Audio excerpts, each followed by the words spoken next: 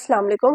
आज हम लोग 9th की न्यू बायोलॉजी बुक के चैप्टर 2 को स्टार्ट करने जा रहे हैं, जो कि हमारे पास है बायोडाइवर्सिटी।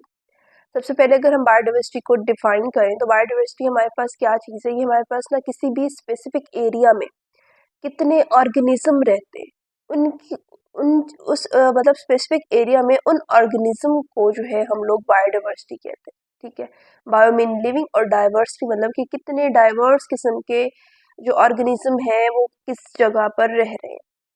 सबसे पहले वो बात करते हैं कि our planet is home to a vast variety of organism, कि हमारा जो ये प्लेनेट है ये बहुत सारी किस्म के ऑर्गेनिज्म के लिए एक घर की तरह है। From tiny insect to towering trees. वो कहते हैं छोटे छोटे जो है वो इंसेक्ट से लेकर बहुत लंबे दरख्तों तक के लिए। This variety is essential for the health and balance of our world. अब वो कहते हैं ये जो वैरायटी है, ठीक है, मतलब इतनी ज्यादा इकसाम है जानदारों की, ये हमारे लिए जरूरी है हमारी हेल्थ के लिए और हमारी दुनिया के तवाज़ुन के लिए। It provides us with food, ये हमें खुराक मुहैया करती है, मेडिसन, अद्वियात एंड क्लीन एयर, और ये हमें साफ हवा मुहैया करते हैं। In this chapter, we will explore the variety of organisms and the method of classifying them into group. अब वो कहते हैं इस चैप्टर में हम लोगों ने क्या करना है, अब कितने वैरायटी मतलब कितने किस्म की जो है मतलब ऑर्गेनिज्म जो है यहाँ पर रहते हैं, उन सबको हम लोग जो है स्टडी करेंगे और फिर उनको ग्रुप्स में जो है वो बांट देंगे। तो ये काम जो है हम लोग यहाँ पर करेंगे इस चैप्टर के अंदर। तो सबसे पहले हमारा जो है टॉपिक बायोडाइवर्सिटी का वो स्टार्ट हो जाता है, जिसमें सबसे पहले इसकी डिफाइन बताई हुई है कि biodiversity means the variety of organism. कि बायोडाइवर्सिटी का मतलब है इन अ पर्टिकुलर एरिया, किसी खास मखसूस एरिया में कितने ऑर्गेनिज्म की मतलब ऑर्गेनिज्म की कितनी इकसाम है, उसको हम लोग बायोडाइवर्सिटी कहते हैं।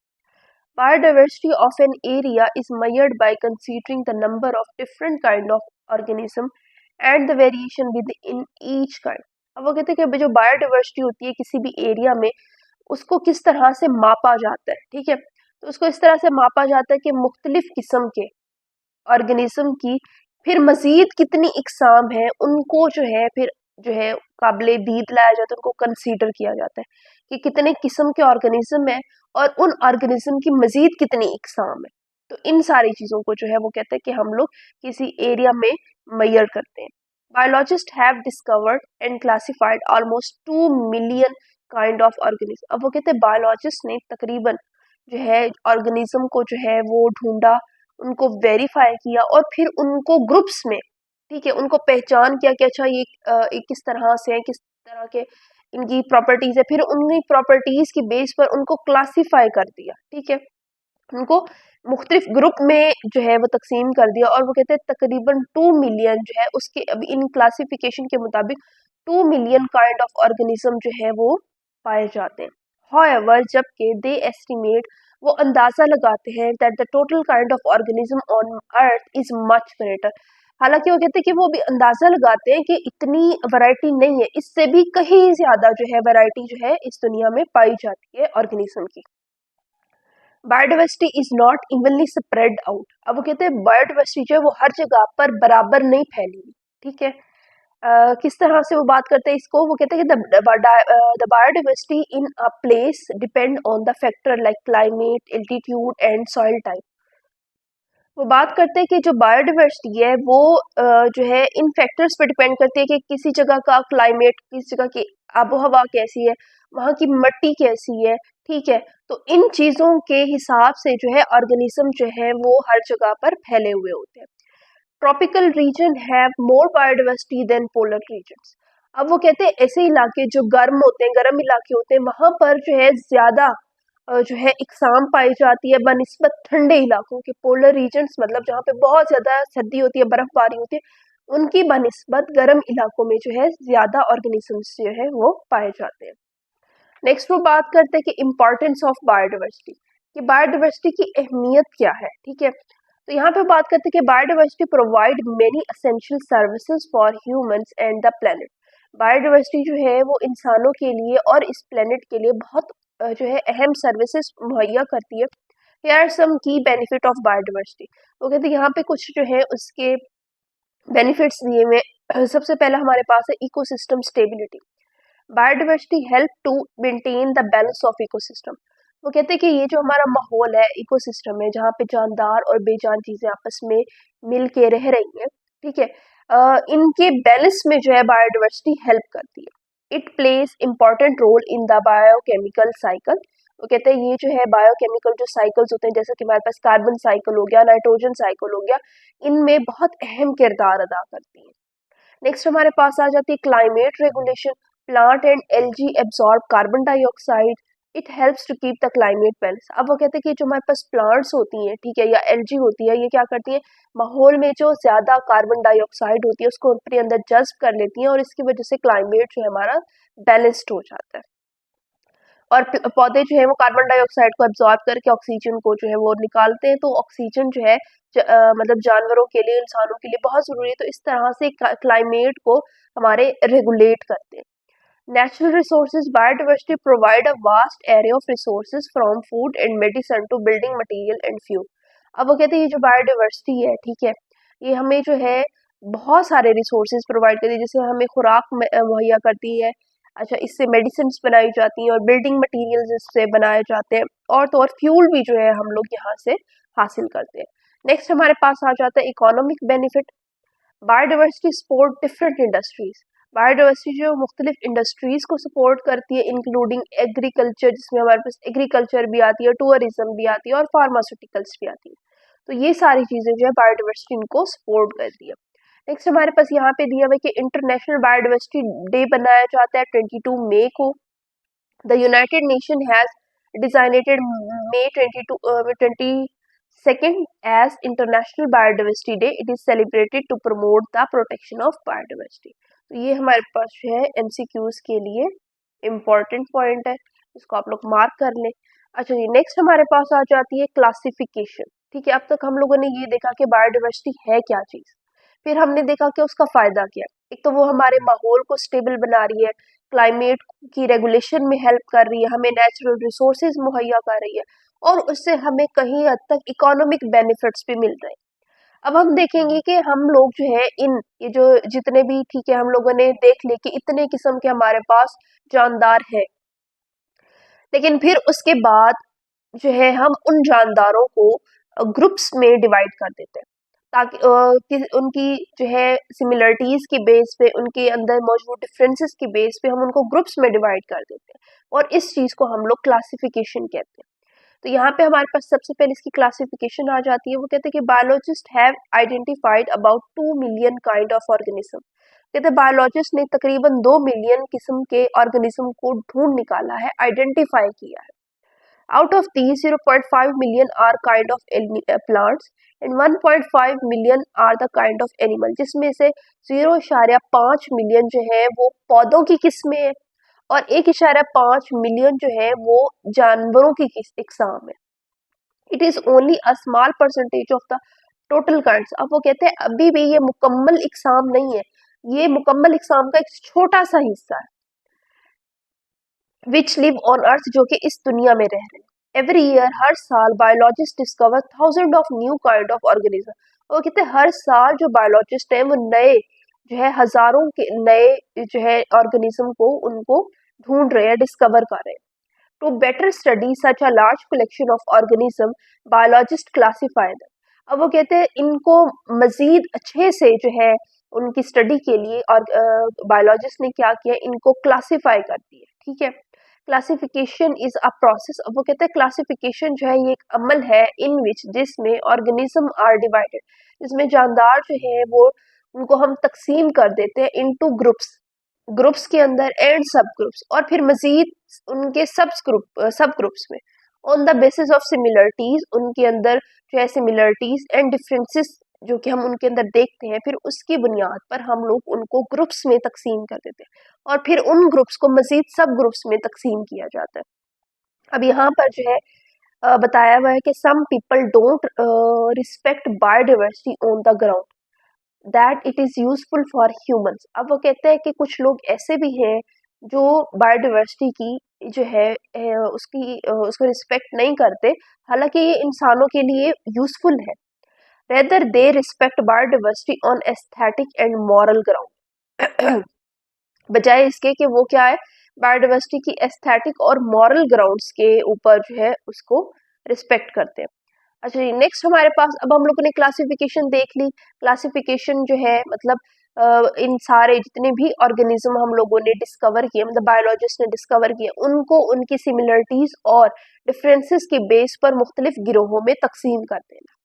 अब इसका वो कहते हैं कि aim and principle of classification, वो कहते हैं इसका मकसद क्या है, मतलब हम लोग जानदारों को जो है वो डिफरेंट क्लासेस में या डिफरेंट ग्रुप्स में क्यों तकसीम करते हैं।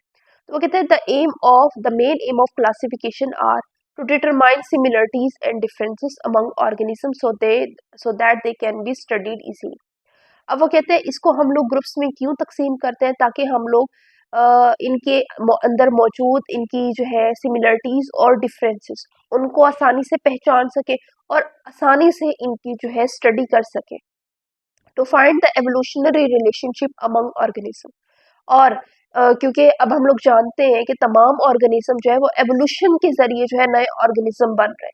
अब जब हम लोग उनकी सिमिलरिटीज देखते हैं, ठीक है, डिफरेंसेस देखते हैं, तो हम लोग इस बात का भी अंदाजा लगा सकते हैं कि इनके अंदर क्या एवोल्यूशन आई होगी, इनके जो है एंसेस्टर, इनके आबा अजदाद क्या होंगे, कहाँ से ये एवोल्यूट होके आए हैं, तो ये सारी चीजें भी हमें यहाँ से पता चल जाती है। नेक्स्ट वो बात करते हैं कि biologist classify organism into group and subgroup on the basis of similar physical characteristic। अब वो कहते हैं बायोलॉजिस्ट जो है वो जानदारों को ग्रुप्स में या सब ग्रुप्स में जो है वो उनकी बज़ाहिर एक जैसे दिखने वाली खसूसियात पर उनको ग्रुप्स में तकसीम करते हैं। इन रिसेंट टाइम, पुराने वक्तों में, they also take help from genetics, वो जेनेटिक्स से भी, जीन से भी मदद लेते थे कि हम लोग इनको किस तरह से किस किस ग्रुप में जो है वो रखें। They find the genetic similarities and differences among the organism. और फिर वो क्या कहते हैं कि वो कहते हैं कि जो है जेनेटिक सिमिलरिटीज और डिफरेंसेस की बुनियाद पर जो है उनको फिर क्लासिफाई किया जाता था। They then they use this information, फिर वो कहते हैं वो इस इंफॉर्मेशन को इस्तेमाल करते थे to know the similarities and differences in their structure and function. फिर वो उन्हीं इंफॉर्मेशन को इस्तेमाल करते थे और देखते थे कि इनके स्ट्रक्चर्स में कि इनकी बॉडी किस तरह से बनी हुई है और इनकी बॉडी किस तरह से फंक्शन कर रही है, कौन सा पार्ट किस तरह से फंक्शन कर रहा है, उस उन फंक्शंस और स्ट्रक्चर्स की बेस पे उनके अंदर सिमिलरिटीज भी देखते थे और डिफरेंस भी देखते थे, और इस तरह से वो उनको ग्रुप्स में जो है वो तकसीम करते थे, डिवाइड कर देते थे। नेक्स्ट हमारे पास आ जाते हैं एडवांटेजेस ऑफ क्लासिफिकेशन, कि चलो ठीक है, ये हमें मकसद समझ आ गया कि हमने क्या करना है, कि एक तो हमें ये पता चल जाए कि इनके अंदर सिमिलरिटीज क्या है, डिफरेंसेस क्या है, ठीक है, और इनको क्लासिफाई करना आसान हो जाए, और हम लोग ताकि इनके जेनेटिक्स को भी स्टडी कर सकें कि आया कि ये कहाँ से एवोल्यूट होके आए, इनके अबावजदाद क्या थे, इनके अंदर फिर क्या तब्दीलियां आई और ये इस तरह से हो गए। तो ये मकसद था जानने का, इस वजह से हम लोगों ने इनको जो है वो क्लासिफाई कर दिया ग्रुप्स में या सब ग्रुप्स में जो है डिवाइड कर दिया। अब यहाँ पे हमारे पास आ जाते हैं advantages of classification. Classification allows biologist to group similar organism together. अब वो कहते हैं क्लासिफिकेशन ने ये चीज अलाउ की बायोलॉजिस्ट को कि वो एक जैसे ऑर्गेनिज्म को जो है वो ग्रुप में कर दे, मेकिंग इट इजियर, ताकि उन्हें आसानी हो जाए टू आइडेंटिफाई, पहचानने में, एंड अंडरस्टैंड और समझने में देयर कैरेक्टरिस्टिक्स, उनकी खसूसियात। अब जाहिर सी बात है, एक जैसे जब जानदार एक ही ग्रुप में होंगे तो उनकी खसूसियात भी एक जैसी होगी, तो उनको समझने में और उनको पहचानने में थोड़ी सी आसानी हो जाएगी। रिलेशनशिप्स एंड एवोल्यूशनरी हिस्ट्री, उनकी आपस में रिलेशनशिप्स की बेसिस पे, और उनकी एवोल्यूशनरी हिस्ट्री क्या है, वो किस तरह से एवोल्यूट हुए, ये सारी चीजें भी हमें पता चल जाएंगी। नेक्स्ट वो बात करते हैं, it helps us understand the vast diversity of living organism on earth. और इससे हमें ये भी पता चल जाएगा कि कितनी जो है तरह की डाइवर्सिटीज जो है वो ऑर्गेनिज्म की इस दुनिया में मौजूद है। Classification provide a framework for studying and comparing different species. अच्छा, अब हमें एक फ्रेमवर्क भी मिल जाता है जिससे हम लोग जो है ऑर्गेनिज्म को जो है वो स्टडी करते हैं और उनकी और डिफरेंट स्पीशीज के दरमियान उनका कंपैरिजन करते हैं।